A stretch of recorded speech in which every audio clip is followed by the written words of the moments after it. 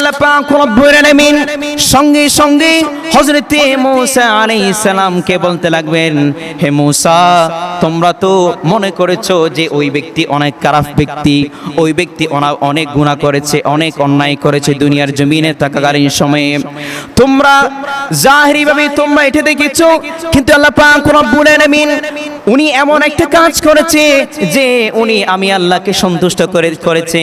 হে মূসা, বরং তুমি যাও, এখন যাও, ওই ব্যক্তিকে ময়লা আবর্জনা থেকে ওই স্তূপ থেকে তুলে আবো এবং তাকে গোসল গাসল দিয়ে দাপন দাও। বলুন সুবহানাল্লাহ। পৃথিবীর মধ্যে আল্লাহ পাক রব্বুল আলামিন এমন একটা কাজ, এমন একটা বিধান আছে যেটা শুধুমাত্র বান্দারা নয়, আল্লাহ পাক রব্বুল আলামিন এবং ওনার ফেরেশতা সবাই এই ইবাদতটা ওনারা করে থাকেন। সেটা হলো আমার রাসূলের উপর দরুদ। বলুন সুবহানাল্লাহ। এই দরুদ শুধু আমরা পাঠ করি এমন না, আমাদের আত্মীয়স্বজন যারা মুসলিম যারা আছি আমরা পাঠ করি এমন না, এই দরুদ স্বয়ং আল্লাহ পাক রব্বুল আলামিন রাসূলের উপর পাঠ করে থাকে। বলুন সুবহানাল্লাহ। আর একটু ইচ্ছাবাজে বলুন সুবহানাল্লাহ। শুধুমাত্র তাই নয়, হযরত আনাস রাদিয়াল্লাহু তাআলা থেকে একখানা হাদিস মুবারাকা বর্ণিত হয়েছে। নবী করিম সাল্লাল্লাহু আলাইহি ওয়াসাল্লাম ইরশাদ করতে লাগলেন, মান সাল্লা আলাইয়া ওয়াহিদাতান সাল্লাল্লাহু আশারু সালাওয়াতিন। বলুন সুবহানাল্লাহ।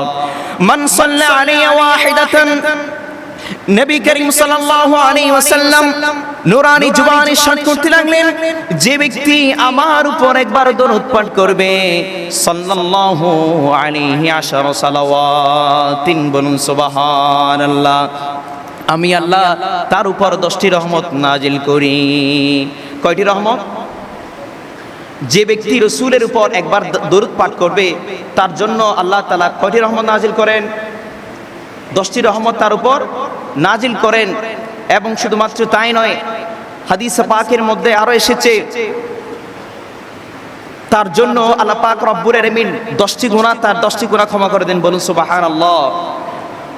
ওয়া খাত্তাত আনহু 10 খাতওয়াতিন, যে ব্যক্তি রাসূল সাল্লাল্লাহু আলাইহি ওয়াসাল্লামের উপর দরুদ পাঠ করবে, একবার দরুদ পাঠ করবে, তার উপর 10টি রহমত আল্লাহ তাআলা নাজিল করবেন এবং 10টি গুনাহ আল্লাহ পাক রব্বুল আলামিন ক্ষমা করে দিবেন। বলুন সুবহানাল্লাহ। শুধুমাত্র তাই নয়, আল্লাহ রাসূল সাল্লাল্লাহু আলাইহি ওয়াসাল্লাম নূরানি জবানে আরো ইরশাদ করতে লাগলেন, ওয়া রুফিআত লাহু 10 দারাজাতিন। বলুন সুবহানাল্লাহ। এই 10টি গুনাহ ক্ষমা করার পাশাপাশি তার মাকামকে, তার মর্যাদাকে আল্লাহ পাক রব্বুল আলামিন তার মর্যাদাকে আর বৃদ্ধি করে দেন, 10টি উপরে করে দেন। বলুন সুবহানাল্লাহ। যে ব্যক্তি নবী করিম সাল্লাল্লাহু আলাইহি ওয়াসাল্লামের উপর একবার দরুদ পাঠ করবে, আল্লাহ পাক রব্বুল আলামিন তার উপর 10টি রহমত নাজিল করবেন এবং তার 10টি গুনাহ ক্ষমা করে দিবেন এবং তার মাকামকে, তার মর্যাদাকে আল্লাহ পাক রব্বুল আলামিন আরো বৃদ্ধি করে দিবেন। বলুন সুবহানাল্লাহ। আর কিছু আওয়াজে বলুন সুবহানাল্লাহ। দরুদ শরীফ আমাদের পড়তে হবে কিনা? দরুদ শরীফের প্রয়োজনীয়তা অনেকগুলো হাদিসে মুবারাকা বর্ণিত হয়েছে। যে ব্যক্তি দরুদ শরীফ পাঠ করবে আল্লাহ পাক রব্বুল আলামিন তার মনের আশা পূর্ণ করে দিবেন। বলুন সুবহানাল্লাহ। তার যত ধরনের মনের আশা রয়েছে সবগুলো আল্লাহ পাক রব্বুল আলামিন তার মনের আশাকে পূর্ণ করে দিবেন। বলুন সুবহানাল্লাহ। একটু দরুদ শরীফ পড়ুন। আল্লাহুম্মা সাল্লি আলা সাইয়্যিদিনা মাওলানা মুহাম্মাদিন ওয়া আলা আলি সাইয়্যিদিনা मौलाना मोहम्मद, जिसका कोई सानी नहीं वो नबी हमारा है, जिसका कोई सानी नहीं वो नबी हमारा है, मुस्तफ़ा की अज़मत का हादी न किनारा है। बोलुन सुबहान अल्लाह। আর একটু আওয়াজে বলুন সুবহান আল্লাহ। এই আয়াত কারিমা থেকে আমরা দেখতে পাই জীবনে একবার দরুদ পাঠ করা আমাদের জন্য ফরজ। জীবনে একবার দরুদ পাঠ করা আমাদের জন্য ফরজ এবং যখনই কোনো মজলিসের মধ্যে নবী করিম সাল্লাল্লাহু আলাইহি ওয়াসাল্লামের নাম মুবারক উচ্চারণ করা হবে, যদি একবার উচ্চারণ করা হয়, একবার রসুলের উপর দরুদ পাঠ করা অর্থাৎ সাল্লাল্লাহু আলাইহি ওয়াসাল্লাম পড়া আমাদের জন্য ওয়াজিব। আমাদের জন্য কি ওয়াজিব। আর যদি বারবার রসুল সাল্লাল্লাহু আলাইহি ওয়াসাল্লামের উপর দরুদ পাঠ করা হয়, তখন বারবার পড়া মুস্তাহাব। বলুন সুবহানাল্লাহ। তাহলে আমাদের জীবনে সবার জন্য একবার রসুলের উপর দরুদ পাঠ করা কি, নামাজ যেমন ফরজ, রোজা যেমন ফরজ, হজ যেমন ফরজ, ঠিক তেমনি ভাবে জীবনে একবার দরুদ পাঠ করা আমার রসুলের উপর ফরজ করে দিয়েছেন কে? ফরজ করে দিয়েছেন কে? আল্লাহ। এবং সাথে সাথে আমার রসুলের যখন নাম মুবারক যখন উচ্চারণ করা হয়, তখন একবার রসুলের উপর দরুদ পাঠ করা ওয়াজিব। বলুন সুবহানাল্লাহ। আর একটু আওয়াজে বলুন সুবহানাল্লাহ। অসংখ্য অসংখ্য অগণিত ফজিলত দরুদ শরীফে রয়েছে। যেমনি আপনি যখন রসুল সাল্লাল্লাহু আলাইহি ওয়াসাল্লামের উপর দরুদ পাঠ করবেন, হাদিসে পাকের মধ্যে এসেছে, আপনি যদি ডিপ্রেসড থাকেন, আপনি যদি টেনশনের মধ্যে থাকেন, তখন আপনার অন্তরের মধ্যে একটা সুকুন, একটা শান্তি কাজ করবে। বলুন সুবহানাল্লাহ। শুধুমাত্র তাই নয়, রাসূল সাল্লাল্লাহু আলাইহি ওয়াসাল্লামের উপর দরুদ পাঠ করার মাধ্যমে শুধুমাত্র অন্তরের মধ্যে সুকুন আসবে, শান্তি আসবে। শুধু এমনটা নয়, নবী করিম সাল্লাল্লাহু আলাইহি ওয়াসাল্লাম নুরানি জবানে ইরশাদ করেছেন, হযরত ওমর রাদিয়াল্লাহু তাআলা আনহু থেকে বর্ণিত, যে ব্যক্তি নবী করিম সাল্লাল্লাহু আলাইহি ওয়াসাল্লামের উপর দরুদ পাঠ করবে, কাল কিয়ামতের ময়দানে সে যখন ওই আমলনামা যখন তার কাবের সংখ্যা বেশি হবে মিজানের পাল্লার মধ্যে, আর যে ব্যক্তি দরুদ শরীফ পাঠ করবে, নবী করিম সাল্লাল্লাহু আলাইহি ওয়াসাল্লাম ওই দরুদ শরীফ একটা কাগজের মতো করে ওই আমলনামা যেখানে আমলনামা নেকি যেখানে ভালো হবে সেখানে দিয়ে দেয়। বলুন সুবহানাল্লাহ। হযরত আব্দুল্লাহ ইবনে ওমর রাদিয়াল্লাহু তাআলা আনহু থেকে বর্ণিত, কাল কিয়ামতের ময়দানে মিজানের পাল্লার মধ্যে যখন আমাদের আমলনামা যখন মাপা হবে, উনি বলতে লাগলেন, উনি বর্ণনা দিতে লাগলেন, হযরতে আদম আলাইহিস সালাম ওই কিয়ামতের ময়দানে মিজানের পাল্লার ওখানে থাকবেন। আদম আলাইহিস সালাম উনি সবুজ কাপড় পরিধান করে উনি দাঁড়াই থাকবেন। এক ব্যক্তি ওনার আমলনামা খারাপের সংখ্যা বেশি হওয়ার কারণে ওনাকে ফেরেশতারা হাঁকিয়ে হাঁকিয়ে জাহান্নামের দিকে নিয়ে যাচ্ছে। কোন দিকে? জাহান্নামের দিকে নিয়ে যাচ্ছে। তখন আদম আলাইহিস সালাম ওখানে ওই জায়গায় উপস্থিত আছেন। উনি তো কাল কিয়ামতের ময়দানে একমাত্র আল্লাহর কাছে শাফাআত করতে পারবেন সবার আগে কে? আমাদের নবী হযরতে মুহাম্মদ মুস্তাফা সাল্লাল্লাহু আলাইহি ওয়াসাল্লাম। ওই ব্যক্তিকে যখন জাহান্নামের দিকে হাঁকিয়ে হাঁকিয়ে নিয়ে যাওয়া হবে, তখন আদম আলাইহিস সালাম আমার রাসূলকে ডাক দিবেন, ইয়া সাইয়্যিদুল আম্বিয়া, সরওয়ারে কায়নাত, সাইয়্যিদুল কাউনাইন ওয়াস সাকালাইন, শফিউল মুজনিবিন। দেখেন, ইয়া রাসূলুল্লাহ, ইয়া হাবিবাল্লাহ, উম্মতের কান্ডারি নবী, এই বান্দাকে, আপনার এই উম্মতকে ওই ফেরেশতারা হাঁকিয়ে হাঁকিয়ে জাহান্নামের দিকে নিয়ে যাচ্ছে। কোথায় নিয়ে যাচ্ছে? জাহান্নামের দিকে নিয়ে যাচ্ছে। তখন আমার নবীকে হযরতে আদম আলাইহিস সালাম ডাক দিবেন। তখন রাসূল সাল্লাল্লাহু আলাইহি ওয়াসাল্লাম উম্মতের দরদি নবী ওই জায়গার মধ্যে যাবেন, ওই উম্মতকে জাহান্নাম থেকে বাঁচানোর জন্য ওখানে যাবেন। তখন ফেরেশতাকে যখন বলবেন, এ ফেরেশতারা, আমার এই উম্মত কি করেছে, তোমরা একে এইভাবে হাঁকিয়ে হাঁকিয়ে কোথায় নিয়ে যাচ্ছ? তখন ওই ফেরেশতারা তখন উত্তর দিবে, আমরা আজকে আল্লাহর নির্দেশ পালন করতেছি। কার নির্দেশ পালন করতেছি?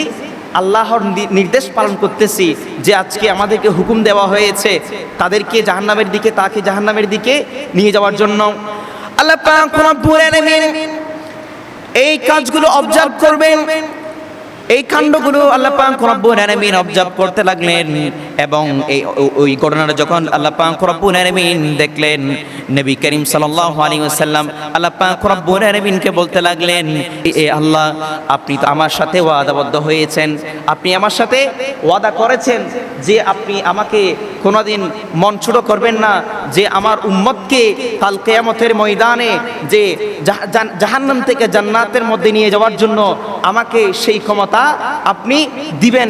কিন্তু দেখা যাচ্ছে আজকে তো ওই ব্যক্তিকে ওই জাহান্নামের ফেরেশতা হাঁকিয়ে হাঁকিয়ে নিয়ে যাচ্ছে।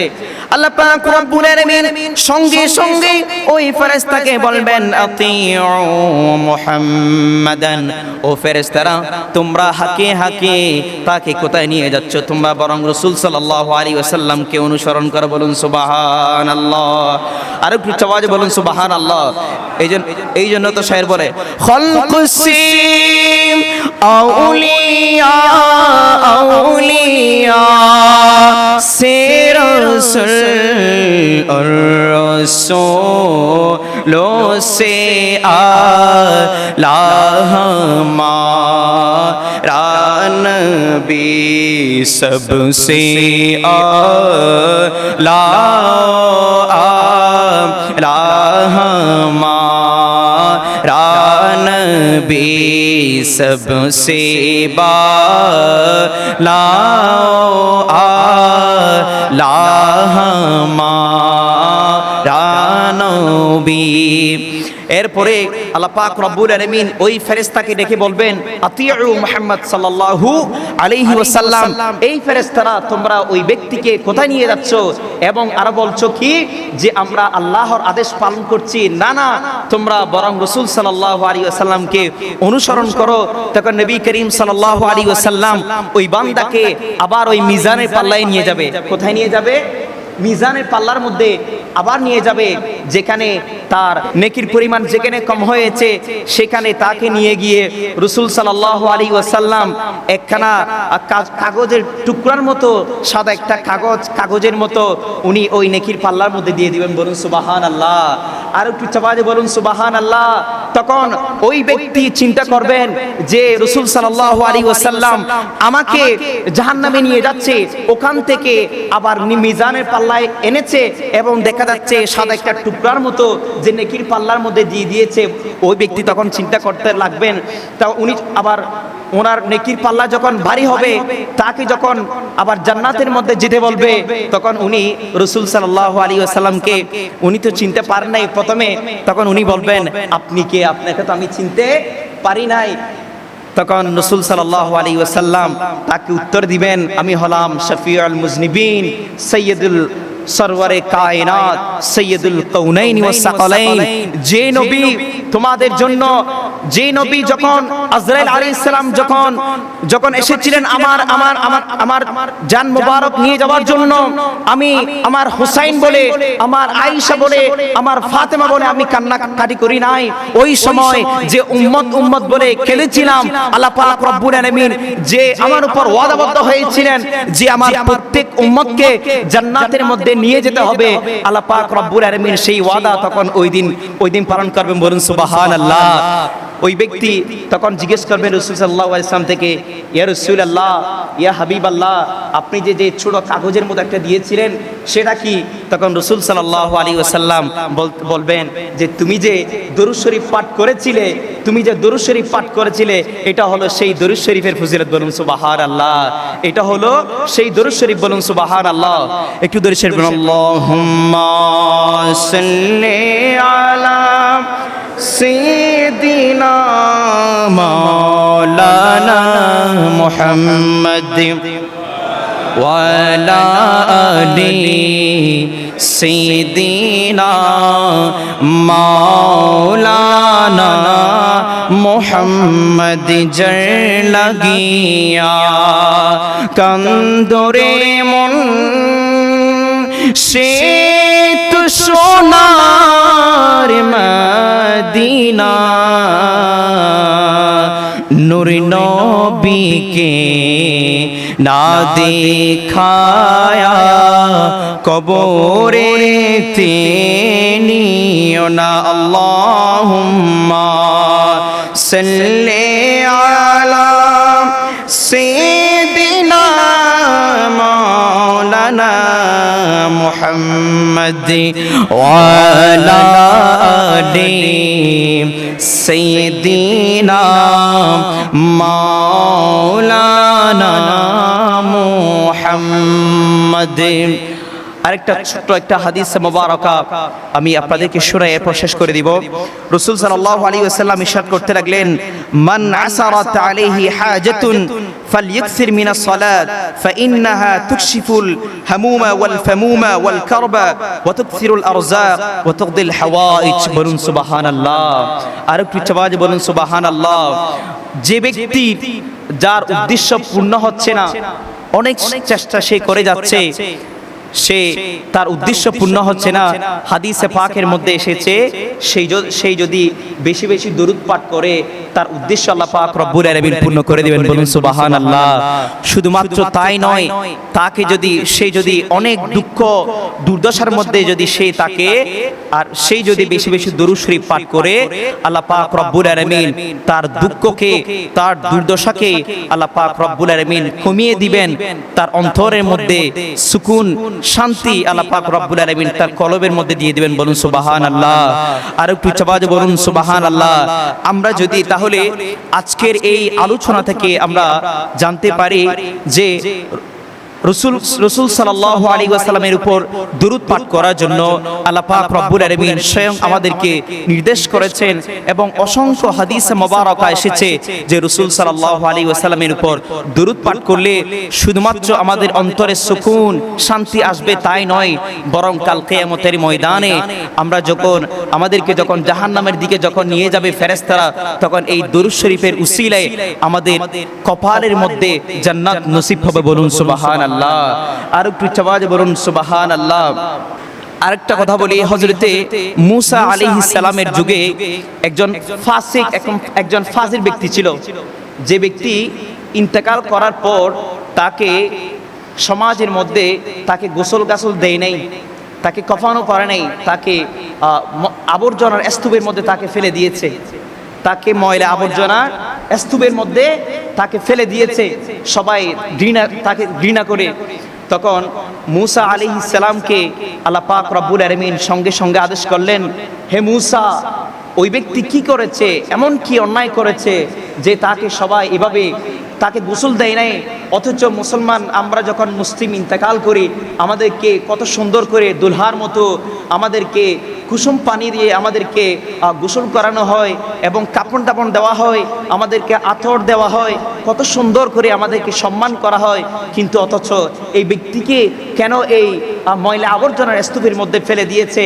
তখন মূসা আলাইহিস সালাম আল্লাহকে বলবে, হে আল্লাহ, উনি এমন খারাপ কাজ করেছে যে তাকে সমাজবাসী সোসাইটি এবং সমাজ তাকে কেউ গোসল দেয় নাই, তাকে তার দাফন দেয় নাই।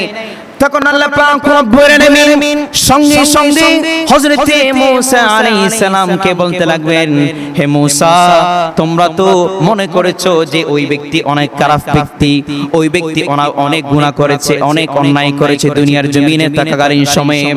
তোমরা জাহিরিভাবে তোমরা এটা দেখেছো, কিন্তু আল্লাহ পাক রব্বুল আলামিন উনি এমন একটা কাজ করেছে যে আমি আল্লাহকে সন্তুষ্ট করেছে। হে মূসা, বরং তুমি যাও, এখন যাও, ওই ব্যক্তিকে ময়লা আবর্জনা থেকে ওই স্তূপ থেকে তুলে আবো এবং তাকে গোসল দিয়ে দাফন দাও। বলুন সুবহানাল্লাহ। আল্লাহ পাক রব্বুল আলামিন মূসা আলাইহিস সালামকে আদেশ করবেন, হে মূসা, তোমরা মনে করতেছো যে সমাজের মধ্যে ওই ব্যক্তি অনেক ঘৃণিত হয়ে গিয়েছে, কিন্তু সে আমি আল্লাহকে খুশি করে ফেলেছে, সে আমি আল্লাহকে রাজি করেছে। তখন মূসা আলাইহিস সালামকে বলবে, মূসা আলাইহিস সালাম তখন তাকে এনে কাফন দিবেন, গোসল করাবেন। এরপরে যখন তাকে কবরের মধ্যে সুন্দর করে দুলহার মতো যখন তাকে দেওয়া হলো, তখন হযরতে মূসা আলাইহিস সালাম এসে আল্লাহকে বলতে লাগলেন, হে আল্লাহ, উনি এমন কি আমল করেছে যে স্বয়ং আপনি আমাকে আদেশ করেছেন যে তাকে ময়লা আবর্জনা স্তূপ থেকে এনে তাকে কাফন দাফন দেওয়ার জন্য, তাকে দুলহার মতো কবরের মধ্যে দিয়ে দেওয়ার জন্য। তখন আল্লাহ পাক রব্বুল আলামিন বলবেন যে, হে মূসা, যখন তাওরাত তেলাওয়াত করা হয়েছিল ওই সময়ের মধ্যে আমার এই বান্দা আমার হাবিবের উপর, আমার শেষ নবীর উপর সে দরুদ শরীফ পাঠ করেছে। বলুন সুবহানাল্লাহ। আর আওয়াজে বলুন সুবহানাল্লাহ। এই যে নবী করিম সাল্লাল্লাহু আলাইহি ওয়াসাল্লামের উপর দরুদ শরীফ পাঠ করার কারণে রাসূল সাল্লাল্লাহু আলাইহি ওয়াসাল্লাম আমরা শুনেছি এর পূর্বে রাসূল সাল্লাল্লাহু আলাইহি ওয়াসাল্লাম এক ব্যক্তিকে জাহান্নাম থেকে জান্নাতের মধ্যে ওনাকে নিয়ে গিয়েছেন এবং এখন দেখলাম হযরতে মূসা আলাইহিস সালামের যুগে যে ওই ব্যক্তিকে যে কত সবাই সোসাইটি তাকে ঘৃণা করে তাকে ময়লা স্তূপের মধ্যে ফেলে দিয়েছিল, ওই ব্যক্তিকে আল্লাহ পাক রব্বুল আলামিন স্বয়ং আল্লাহ তাআলা নির্দেশ করে তাকে নয়া দুলহার মতো কবরের মধ্যে শুইয়েছেন। বলুন সুবহানাল্লাহ। এই যে আমরা দেখতে পাচ্ছি নবী করিম সাল্লাল্লাহু আলাইহি ওয়াসাল্লামের অসংখ্য হাদিস মোবারকা, এরকম আরো অনেক হাদিস মোবারকা আছে যেখানে অত্যন্ত ফজিলত সিগনিফিক্যান্ট দরুদ শরীফের অনেক গুরুত্ব বর্ণিত হয়েছে।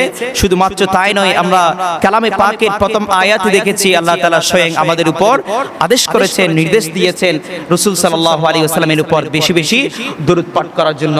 ওয়া আখিরু দাওয়ানা আনিল হামদুলিল্লাহি রাব্বিল আলামিন।